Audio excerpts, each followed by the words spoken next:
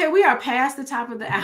I gotta bring you back on, Edward. Oh my gosh, there's got to be another video for us to dissect and bring down because, I yeah, hope so.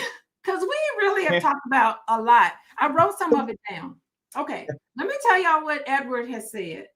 2 things that's gonna happen: death or divorce.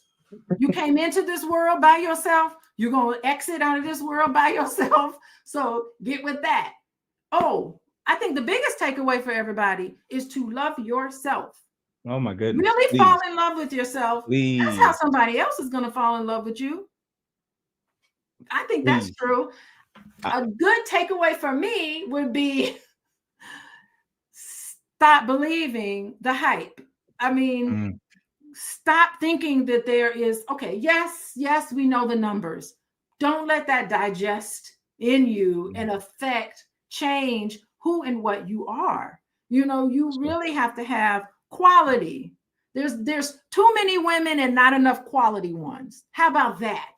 How about that? So how about you become quality? That's correct. Yes, ma'am. You want to add to today?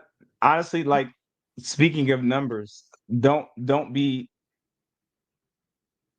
get caught up in the numbers to where you're influenced by the numbers, because the person that presents the numbers typically has an agenda. So listen to everything that they say, and listen. Like, they will openly say what they're trying to get you to receive, and it does not necessarily have to be what you receive. Get more information. Ask them, did you get a poll in this particular statistic? Also, and you'll find that they didn't. Also, find out what the pool is, or what caused them to even go on that route or the journey of their hypothesis to make said statement, or try to push an agenda or objective. So love yourself is the biggest thing. Loving yourself solves all those other problems. You settling, all that, because you would not settle. I always tell people, you should. People say, "Well, when should I start dating?" You should not start dating until you love being by yourself. When you love being by yourself, you will not settle for anything, because you're not going to add chaos to your peace. You just won't do it.